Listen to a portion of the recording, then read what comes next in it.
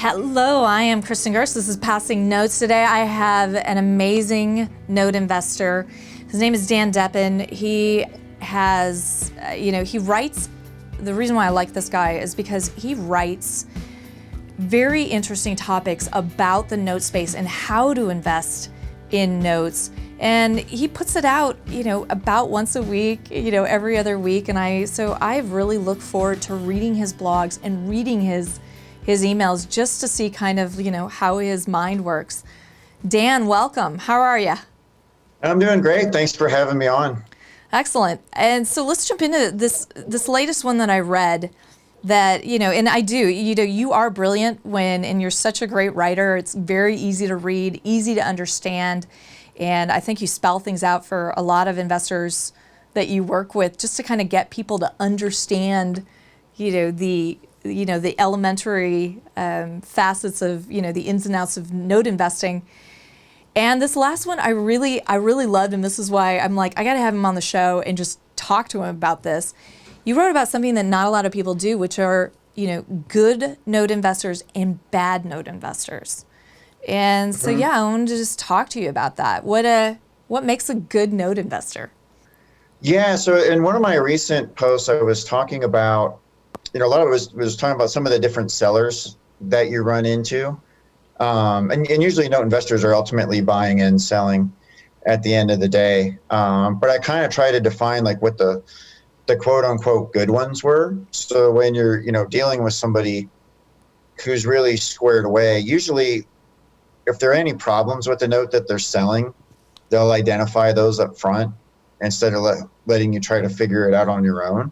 And then usually their title work and their paperwork is real clean. They're generally not going to have liens on their assets, or if they do, they'll point it out and say, hey, there's this tax bill due, or there was this code lien or whatever. So, so the quote unquote good ones are pretty easy to deal with. Your due diligence process when you're buying is usually pretty straightforward because you're not running into surprises and things like that. And then I talked about, the ones I kind of call the crooks. So I see a lot of notes for sale that'll have some kind of really fatal title flaw where it's not enforceable, or, there's like a $10,000 unpaid tax bill, or it's already gone to tax sale and the redemption period is running out. Maybe it's already run out. And those people are just kind of hoping they find a sucker that's just not going to notice and then overpay for this note and basically get ripped off. Those folks are certainly out there. And then I talked about kind of the third bucket, which and just to jump in that with, because I've run into those people a lot. And really, there's a couple that I'm friendly with, note investors. Notably, in the last year, this one that I think of, and I'm kind of now questioning, why do I still talk to her? She tried to get me to buy a non-performing note out of her portfolio, and it was cheap.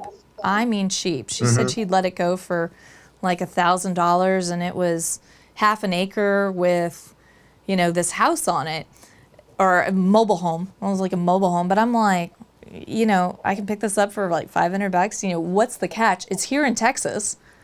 So I was like, oh, it's right in my backyard. Let me find out what's going on with that. Turned out that the road and area that it was on was unincorporated, and the county was not maintaining those roads. And 6 months out of the year, those roads were underwater.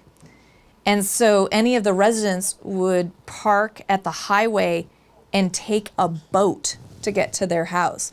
Well, you can imagine, how do you get that thing sold? You can literally try to sell that to a new person 6 months out of the year.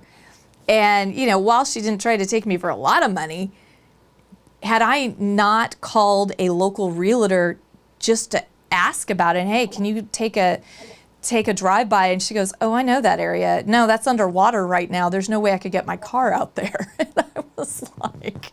To take a boat to check it out, yeah. And the more research I did, that note seller tried to sell that house as well. I'm sorry, what? Sometimes I see ones like that have a fatal flaw where the seller, instead of just wanting like a small amount, they actually want top dollar for it as well. Correct. So And my question when I talked to her, I said, you had to know this. And she goes, no, I had no idea. And I'm like, the realtor that you listed this with never explained this to you? Because I go, I see that you had it on the market. And she goes, no, never heard that at all. I'm like, okay, well, how can you prove a negative? You can't. But, and that's one example. But there was another one where she sent it to me, and yeah, that house had been torn down by the city of Chicago about 6 months prior. I'm like, I'm showing I've the not run demolition into date one on of those, this. but I've talked to a number of people who have had that, where yeah, they have their person go drive by to get photos, and there's no house there. Right. But I do know that there's a lot of, non-performing note investors that thought never crosses their mind that city might be fed up with that house and that property, and that house might not be there anymore. So yeah, I agree with you. I like being told everything straight up when I'm dealing with it. But I can imagine, primarily I buy performers. We're going to find stuff, usually on title before we close. Mm-hmm. But that's not always the case with non-performing notes. And so does that happen a lot, that non-performing note investors are taken advantage of? Yeah, I mean, I don't know how often they get taken advantage of, but I certainly see a lot of people try. One of the other kind of red flags is sometimes I see them where, there hasn't been a payment in an extraordinary amount of time, like 8 or 10 years. And yeah, and they say, oh, well, you can just foreclose on this easy. And I said, well, how come you never did it? And it's like, oh, we just never got around to it. Whereas usually, that probably indicates there was some reason why they couldn't do it, right? It could be a title issue or some other, issue in there. Now, you will find non-performers that get kind of, especially if it's coming from like a larger fund that has like thousands of assets. Some of them, especially if they're kind of smaller in dollar amount, Right. they can just kind of lose track of them and never get a hold of them. Like I've had some good success just reaching out to the borrower, and they've said, gosh, I've been wanting to work something out for a while, but I can never talk to anybody on the phone. Right.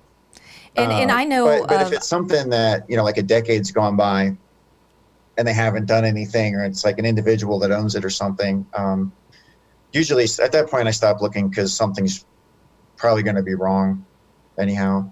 Right. And, depending on who owns that asset, I was doing a lot of work for a bank, which we don't need to mention now. They no longer exist. And, I was helping them clean up either REOs or what turned out to be non-performing notes, because, the people were still living in these houses.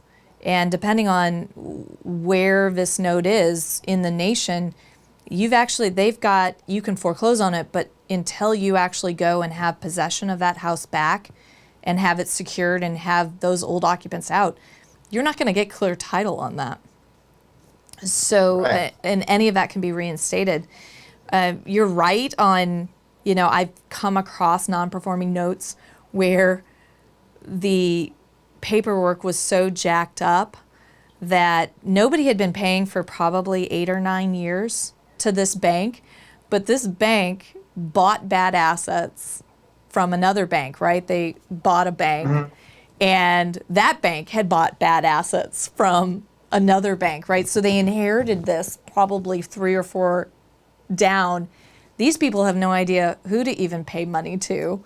It's not really worth it for the bank to go pursue it. And so, yeah, they haven't been paying for 8 or 9 years. Some of them bad title, some of them not. So, Yeah. Sometimes I've gotten lucky though. And yeah, you find that buyer who actually wanted to get things reinstated, and, they hadn't because they maybe weren't even sure where to send money to, or they knew they were behind and at risk of foreclosure. So they didn't want to just start making payments because it might go into a black hole. And those are nice because then you can get them back on track pretty quickly. so you do like those. And so your game plan is that you are going to try to get that borrower re-performing because you don't want them to leave. Yeah, and I don't want to deal with the REOs. So my notes that I get re-performing, I tend to get really high ROIs, and it's a relatively small amount of work because you're just dealing with the loan servicer and like a little bit of paperwork. When I get an REO, especially if it's in a city where I haven't had one before, maybe I don't have a team ready on the ground, it's a big pain because then I'm finding people who can help on the ground. The first people you find may not do a good job. There may be problems with the property. You got to get it secured. It's a lot of work.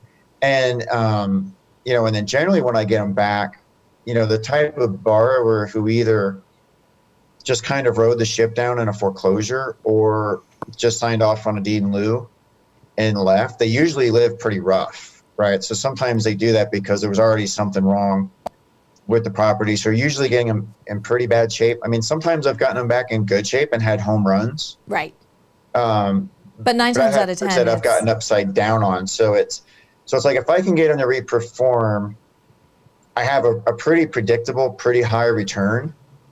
And then if I take them back, the return is a crapshoot and sometimes negative, and it's a boatload of work. So I kind of bend over backwards to try not to take them back if I don't have to, but sometimes you do. So, and for me, what I teach to my students is we avoid rehab at all costs.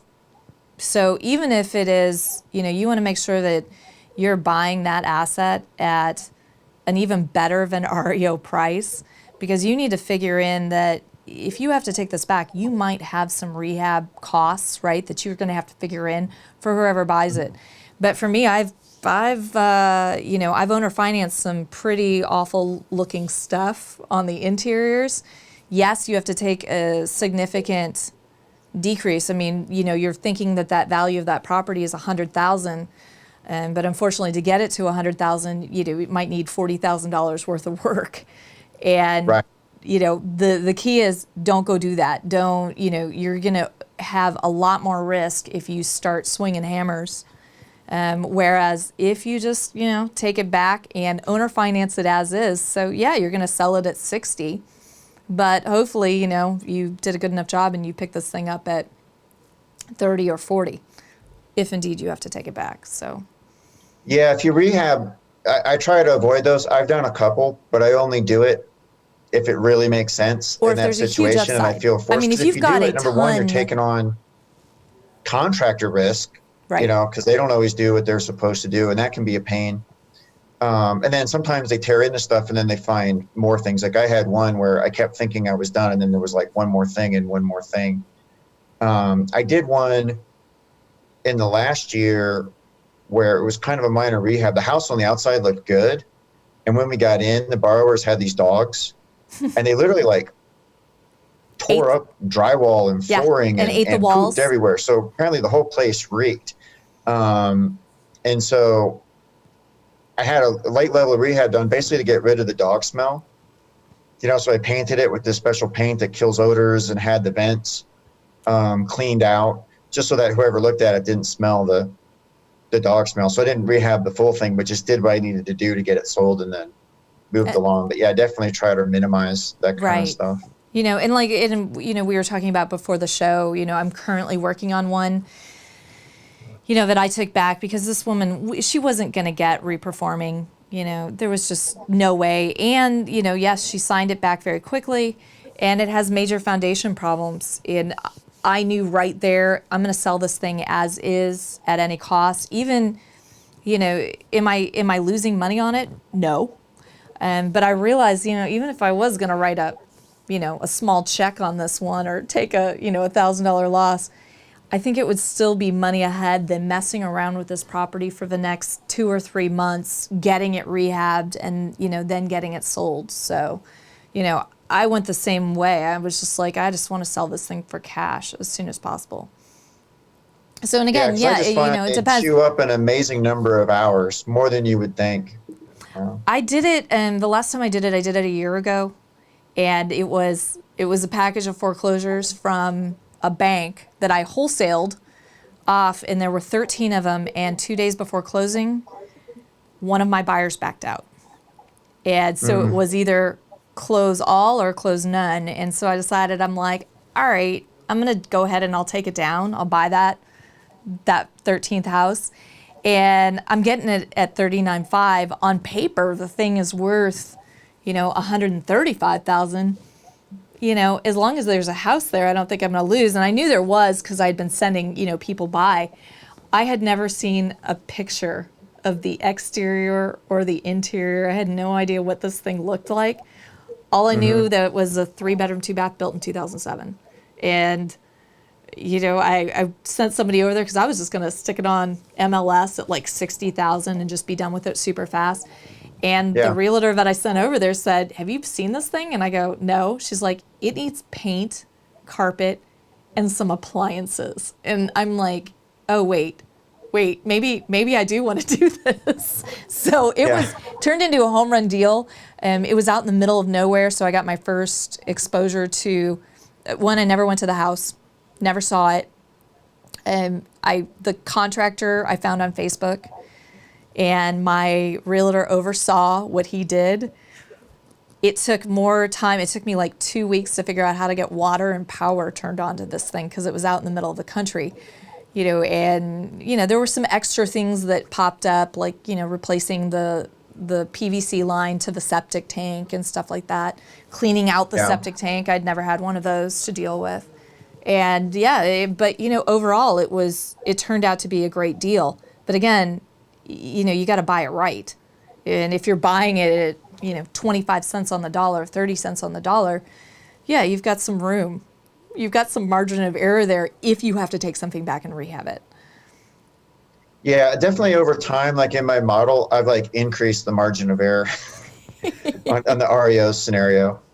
But it's kind of a numbers game too, right? If I buy right and I get enough to reperform, those become big winners. So I don't mind kind of playing the numbers game where I know a certain percentage are going to become REOs and some percentage of those are going to be a real mess. In the long run, everything will work out, if you have the model right. Right. So we already know that you love to get these non-performing notes reperforming, right? And you want to keep as many of those borrowers there. What percentage of those borrowers end up going back to their old habits and not performing? If I stick to my script, which I don't always do, but if I stick to the script, and I buy something that's non-performing, but it's owner occupied, so I don't mess with anything vacant, because that's the 2 times I've done that. I paid the price, basically. But if it's owner occupied and they made some number of payments in the last year, like I don't even mind if they're a couple years behind, as long as there's been like some evidence of recent payments, it's not just like completely stale. Right. Then I can get them to reperform about 2/3 of the time. Okay. And then about the other third, I end up with the property. And part of how I do that too, one area, my strategy is a little bit different than what some people do. Some folks like to buy non-performing loans, try to work them out, and if they don't work them out, just resell the loan, which isn't a bad strategy because that avoids all those REO nightmares that we just talked about. You'll probably take a little loss doing that just because of holding costs and transaction costs and things like that. And I'm wondering if there's a way to mitigate that, loss. If they're getting them reperforming, are they taking kind of a new down payment in those cases to kind of mitigate some of that loss, or are they confident in the number that they bought that non-performing note for that they can maybe sell it at a higher value than what they paid for it is, another question. Yeah, they might be trying that as well. And then, but what I do is if I can't get it reperforming, then I always take it through foreclosure. Like I go into every deal being ready to take it back, which I think it does a couple things for me. One, it kind of enforces a certain discipline up front when you're buying, that I don't buy anything that I'm not actually willing to eventually take on. And then the other thing that happens, I've had this happen 4 or 5 times in the last year, including once very recently, where some borrowers who have been, non-performing and maybe at different points they came to agreements with other lenders and then didn't follow through. Some borrowers will come through at the very end when they finally realize they're going to lose the property. And it could be like almost all the way at the end of the legal process. So I've had a handful where these borrowers, like you couldn't get them to send in a $300 or $400 payment to save their life.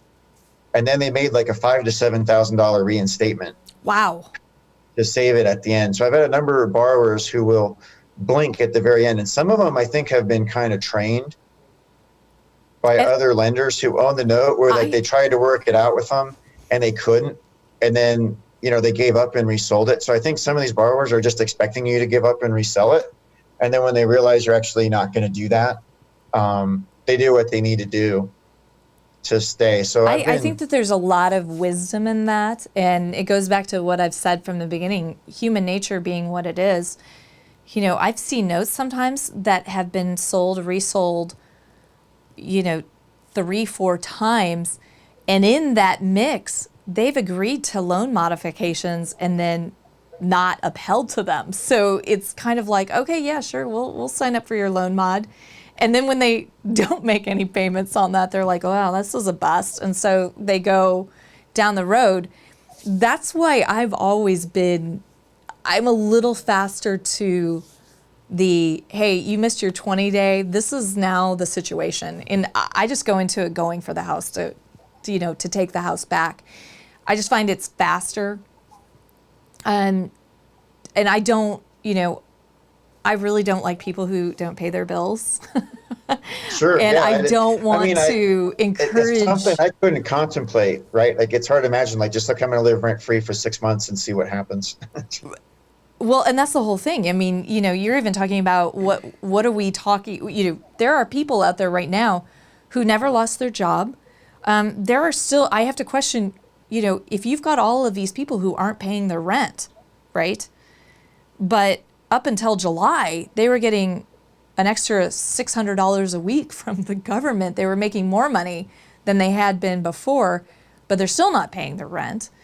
I'm questioning why, because they're like, oh, well, I was told I didn't have to pay my rent. And especially for a renter, yeah, you're just going to move. For a homeowner, they might lose the house. And, the question is, how badly do they want to keep it?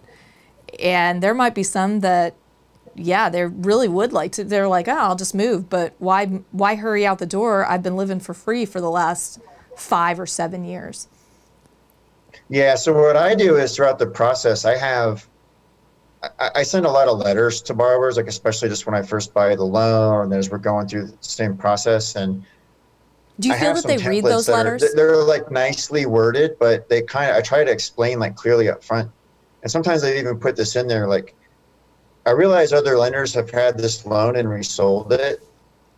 Like, we're not doing that. That's not what we do. So we really want to work things out with you. But if we don't, we are taking it all the way through the foreclosure. And so you put that in writing. I try to be really consistent.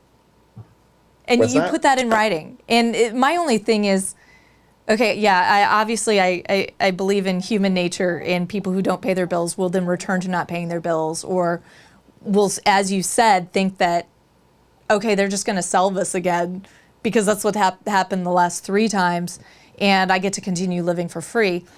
But I also question if people read stuff, because we'll send out, notices and stuff like that, or leave voicemails and they just ignore it, or they don't listen to it. They're like, oh, this person is this person is contacting you again.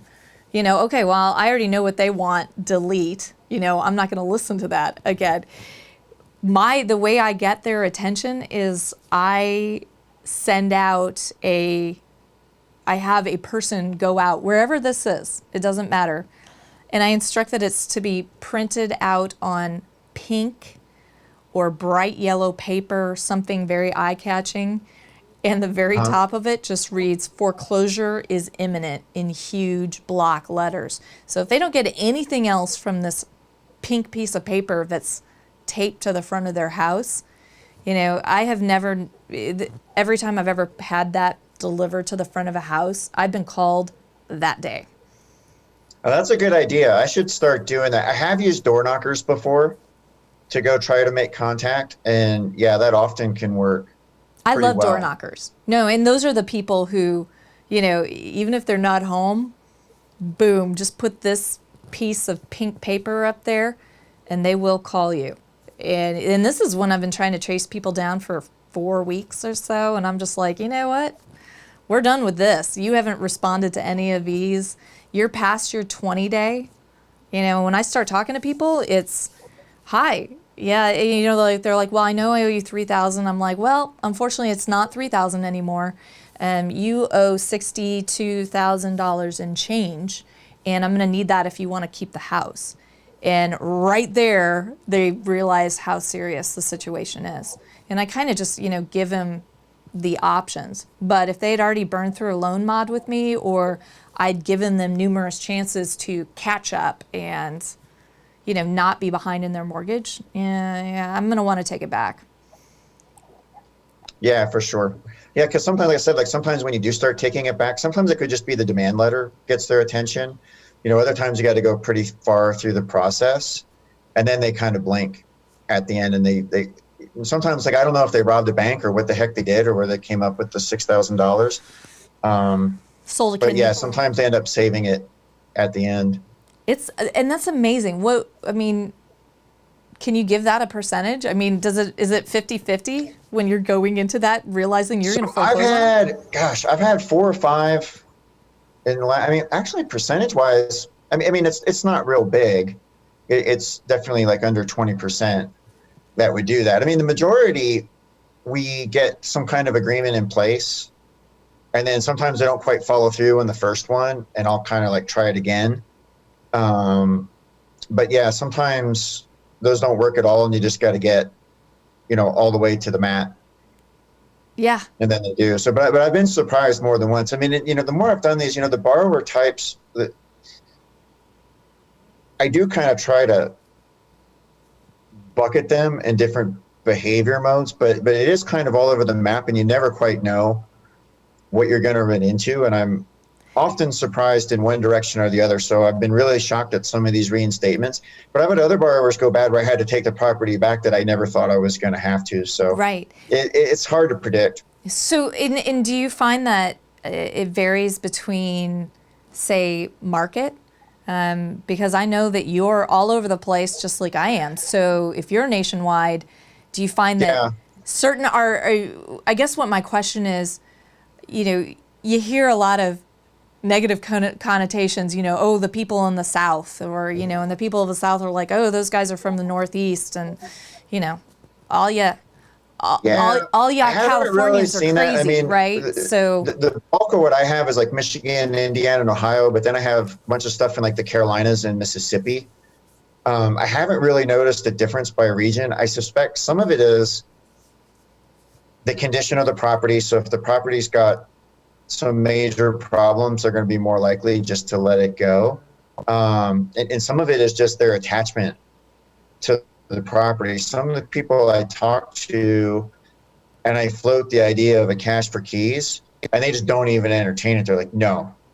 And those people, whether they like reinstate right away or you got to kind of drive them to the wall, they kind of tend to end up reinstating. So it just seems to be very individual, and I don't know how you would know ahead of time, what you're going to run into. Actually, one of the things I do is a little different than some folks too, is I don't necessarily do a ton of research on the borrowers themselves, because if I'm buying the note and it's non-performing, I kind of already know a lot about them. So if it's like a non-performing note and it hit my radar screen, I know their credit's bad. I know there are problems there going in. What I don't know is their specific mentality, if they're going to do what they need to do to stay, or they're just going to ride the ship down. Well, and how much they're in love with it. I haven't quite figured out how to figure that out in advance. So I did one a year ago, and it turned out that the wife didn't know that the mortgage wasn't being paid because she was giving, oh yeah, it was great. Yeah. And she was giving her husband the monthly mortgage amount, monthly mortgage payment. She was a nurse working double shifts that time. He was unemployed, which he didn't tell her, and was also gambling. So he had developed a gambling. Ooh, that's not good. I used to play a lot of poker back in the day, and I had some friends who actually played professionally, and gambling that's a bad sickness I've seen people get into. That's awful because well, the sad thing was, I'm talking to both of them, and I said, no, I'm not just gonna talk to the husband, because I pretty much figured out what was going on, and he's like, oh no, it's fine, I'll get that caught up, and he was trying to get it reinstated and trying to do. I'm like, I need to speak to your wife too, because the note servicer was saying, hey, I don't think she knows anything about this. He keeps blocking our numbers when we call, like on her cell phone, so she can't get even, messages from us. It's crazy business. So when I talked to them, she was like, my kids are in the school. We can't be foreclosed on. And I basically said, hey, I'm done here. You all owe, I think it was like $73,000 on this house. No, I'm not willing to have you reinstate it. But when I said, here are your options. You could go possibly refinance it, except your credit's so terrible because you haven't been making payments and it's so far behind. But maybe you have a friend or a relative who wouldn't mind refinancing this for you.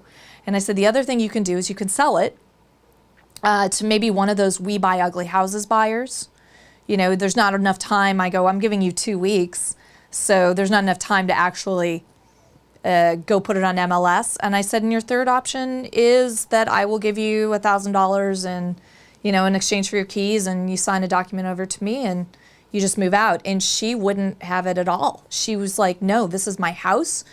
I don't want to lose it. And they went out and found an investor who ended up paying me off 100%.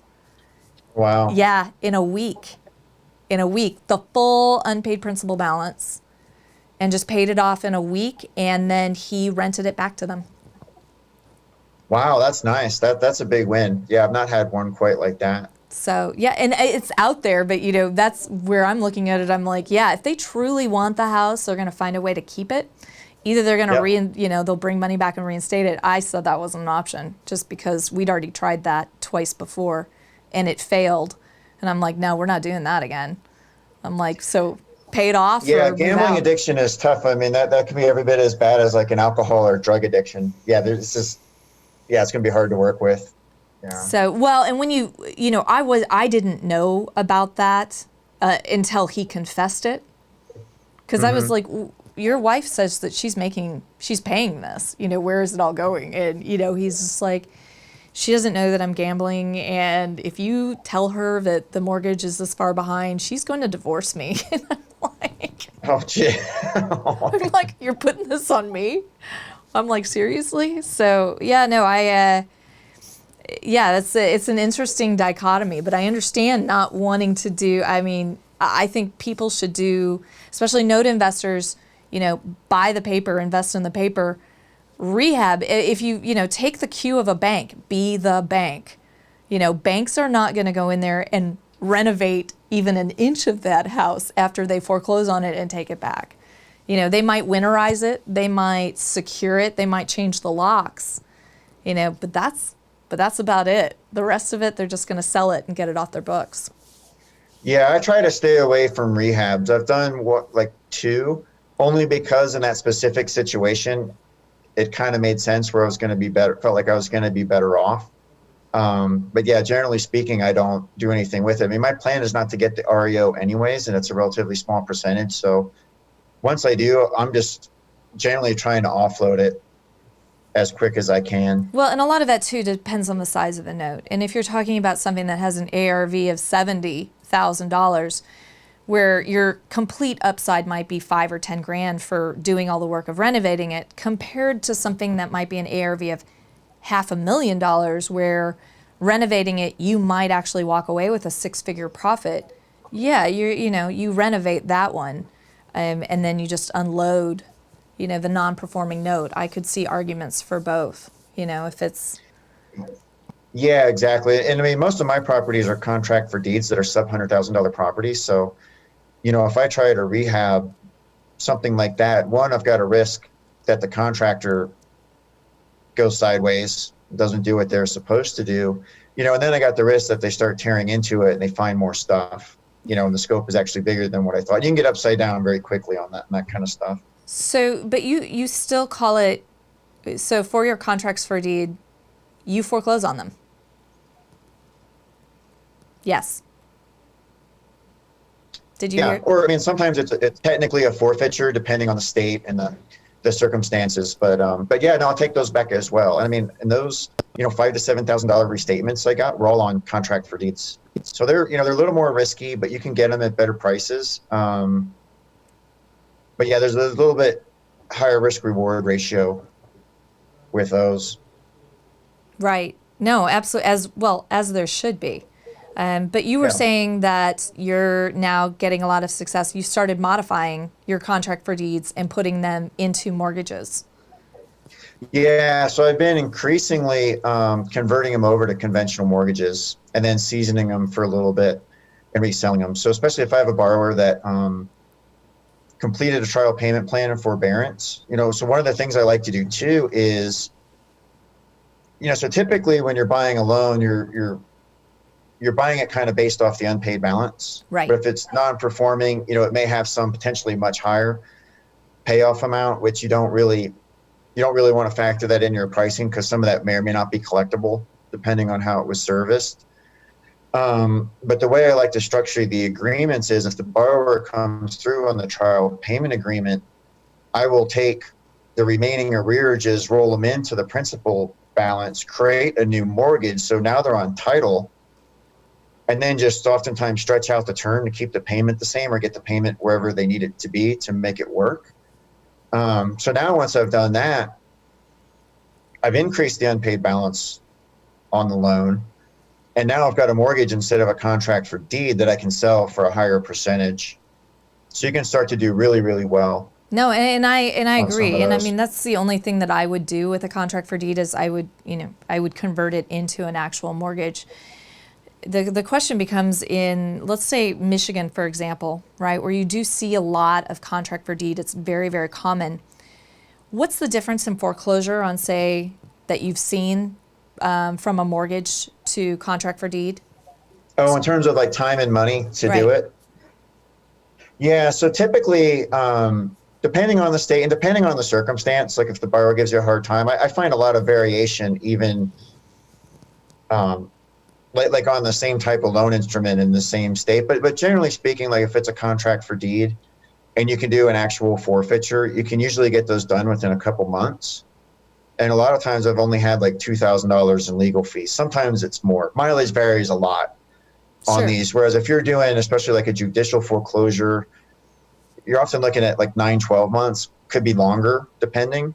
And then maybe like $5,000, $6,000 all Right. in. I found the biggest X factor, even pre-COVID, it's worse now, is just having courts move court dates, move hearing dates. Like I had one last year that kept sliding where just for silly reasons, I said, oh, the court's busy today. We're going to do this next month. And they said, oh, well, the judge is going to be on vacation. So we're moving it out again. So a lot of the timeline is just based on stuff that you wouldn't normally factor for. It's almost seems to be somewhat random. But if you can do a forfeiture on a contract for deed, it's definitely a much faster, smoother process than if you have to do a foreclosure. Some of them are, relatively straightforward. Like I've had some in Indiana that have gone like very fast. Michigan right now has been a real nightmare. I've got one in Pontiac that's just been dragging out forever, where the borrower filed BK, and then it took a while to get that dismissed.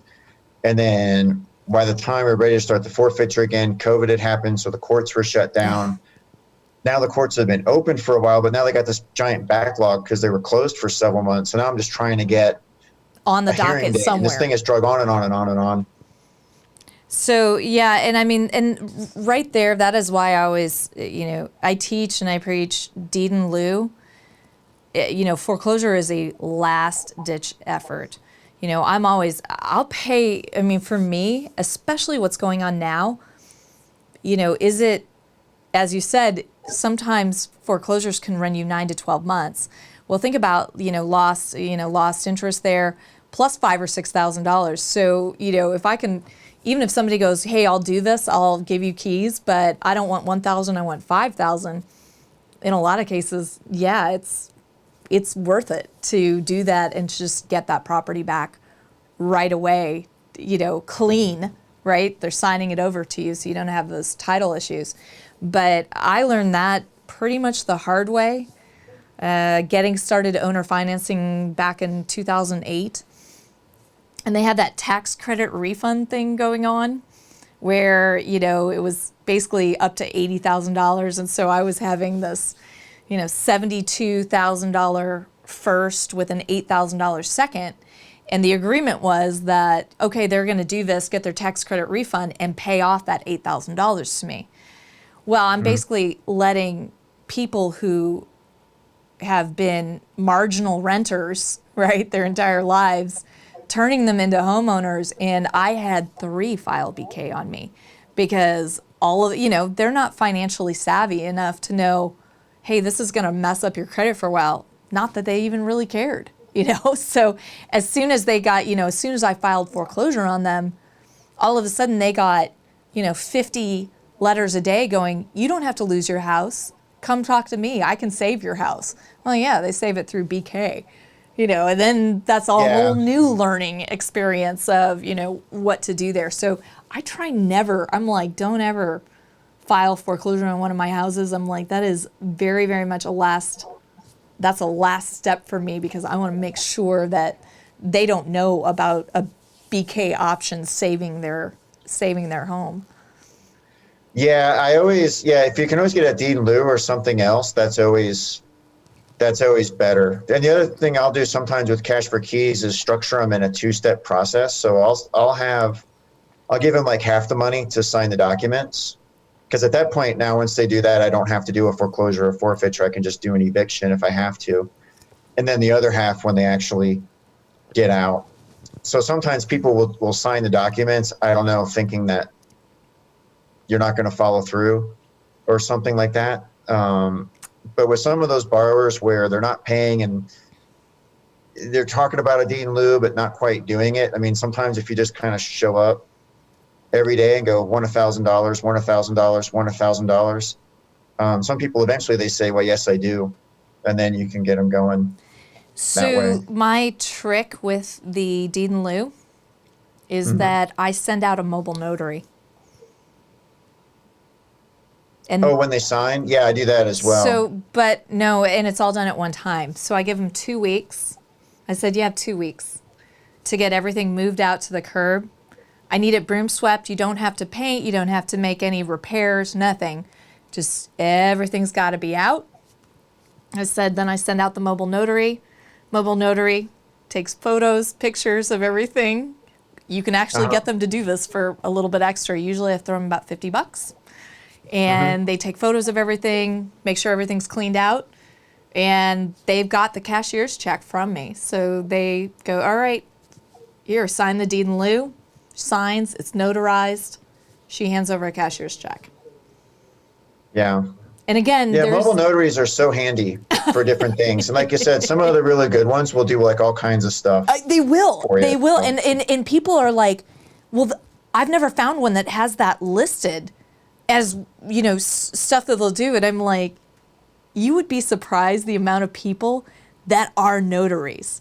And, while I personally can't notarize, something that I'm a part of, the amount of people walking around with a notary stamp is huge. I've put it out on Facebook and just said, hi, who's got a notary stamp? I need somebody willing to go out and, meet this person and get them to sign it and notarize it. And the cost to do that just kind of, I've paid them through Facebook direct messaging. They've got a little pay key, and I'm just like, I'll just send you cash through Facebook. Well, for a lot of them, it's kind of like a nice side hustle.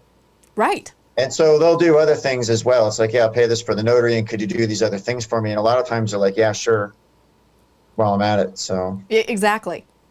So I get a lot of stuff done that way, and especially, and the one thing that did help me is what opened my eyes up was what could be accomplished remotely, and while I do preach, hey, don't do rehabs ever, or, the least amount of times do the least amount of things. I was surprised at how much you could accomplish remotely and still do well. And again, do I think we were in a phenomenal market and I got lucky? Yeah, there was some of that involved. But if you look at your numbers really well while you're buying, sure, I think it's all possible. Yeah, what I've done, I haven't done this in a while, but I've just taken a couple trips through the Midwest. Not so much even looking at specific properties, although I'll see what's for sale at the time and check them out. But I've done some cruising through just some of the cities and specific neighborhoods and other places that I was interested in just to get the feel. because it is kind of nice. Because some areas you go into, like Evansville, Indiana, I didn't expect it to be that nice. It was actually like really nice town. I ended up buying stuff there, and was able to sit down and have coffee with a realtor there. So I've got like a guy on the ground. And I've driven through other places where I was like, that I thought were going to be okay. And I'm like, oh, this is a crap hole. I'm never going anywhere near. I grew up in Chicago, so I have cousins all over Wisconsin, Michigan, and Indiana. In Indiana takes the cake there. There's a lot of places I wouldn't buy in Indiana. So I could still remember growing up there and going there and being like, oh my God, what the hell is going on in this state? So, but you're right. Then you go to some other places and there's some great little towns. So, anyways, it's any other words of wisdom for all those note buyers out there, note investors? I think I would say just, at some point you got to get out there and buy something. I mean, a lot of the folks I talk to, they get like into the education mode, which is good. Like you definitely need to do a lot of homework before you start buying stuff and before you start buying notes, because there are a lot of little nuances and little things that can catch you. But don't necessarily get stuck in that forever. Analysis paralysis. Like kind of balance it out, like get a certain amount of knowledge and then, buy something, maybe just something small to get your feet wet, because you learn a lot once you actually start doing transactions. So just don't sit on the sidelines forever. And I think right now, I mean, it's so hard to predict stuff in the economy. This year's been so crazy, but it seems like at some point in the future, there should be additional inventory hitting the market and things should get good. The market's a little bit tight right now, but I think it's going to get better at some point. So, it might behoove you to kind of do your homework now and get up to speed and get your feet wet. And then, if really good opportunities do start showing up at some point, maybe a couple of months from now or even a year from now or whenever, then you'll be ready to take advantage instead of being flat-footed. When are you, I keep telling people, I go, just be ready. The floodgates are about ready to open. When are you predicting that they will be opening?